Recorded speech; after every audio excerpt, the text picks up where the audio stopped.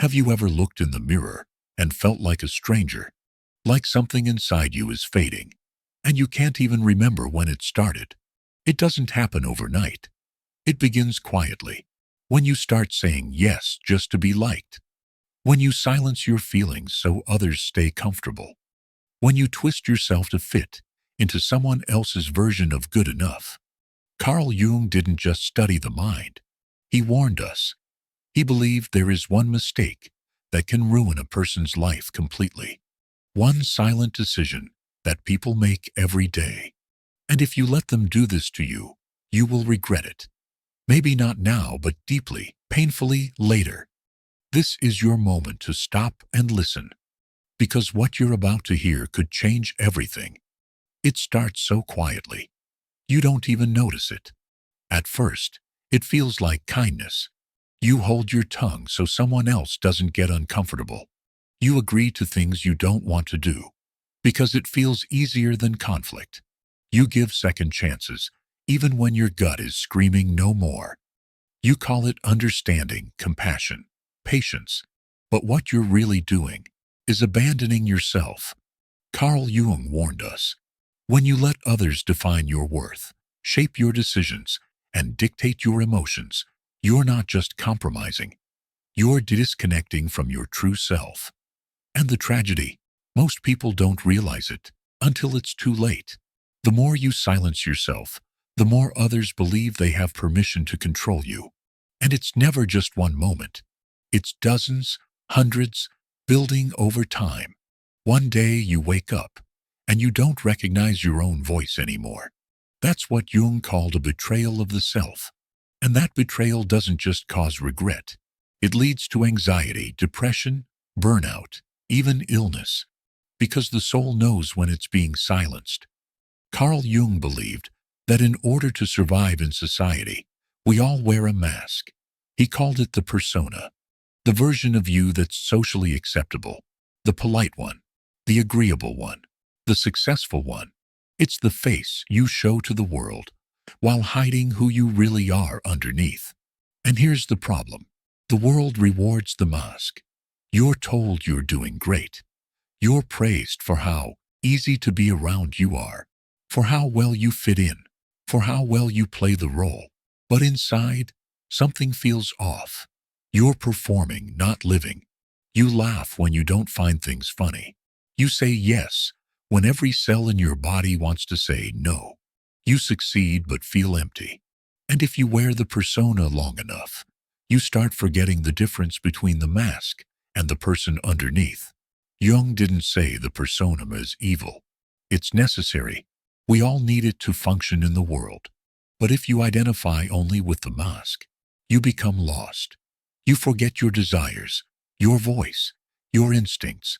You become a stranger to your own soul. Jung warned that this disconnect is the root of many emotional crises. It's not that your life is falling apart. It's that the mask is falling off, and what's left underneath hasn't been seen in years. When you keep silencing yourself, something inside you starts to die. You don't notice it at first. You're just tired. You just don't care like you used to. You stop dreaming. You stop fighting. You stop feeling.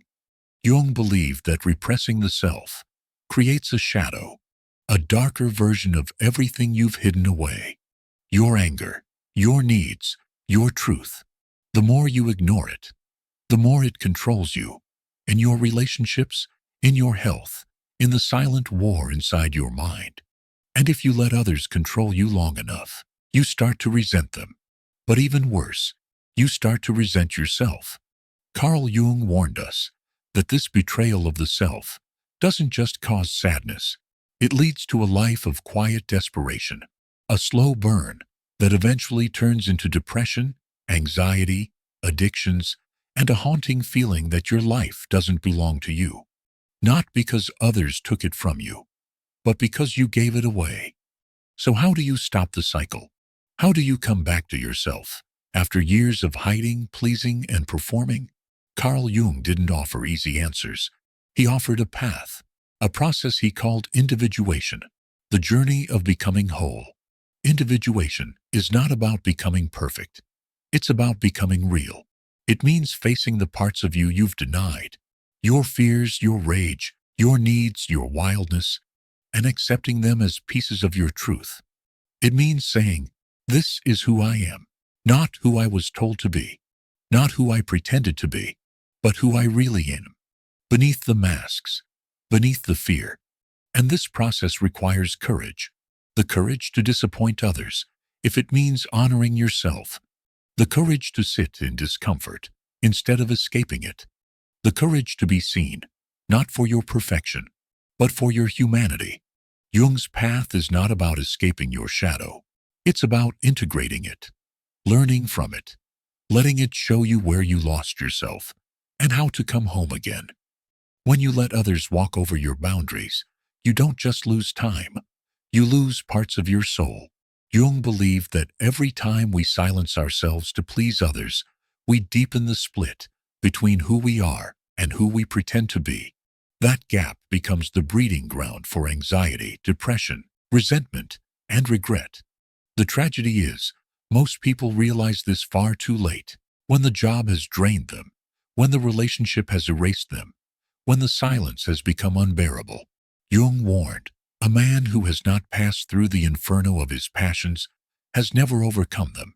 If you want to live in peace, you must go through the pain of becoming yourself, even if it means disappointing others, because the pain of self-betrayal is far greater than the pain of rejection. Carl Jung didn't scream his warnings. He whispered them into books, into dreams, into the hearts of those who felt like something was missing. And this is his warning to you. If you let them tell you who you are, you'll never discover it for yourself. If you let them silence your truth, you'll spend your life echoing theirs. If you trade authenticity for approval, you will regret it. Quietly, deeply, permanently. But you still have time. You can stop giving yourself away in pieces.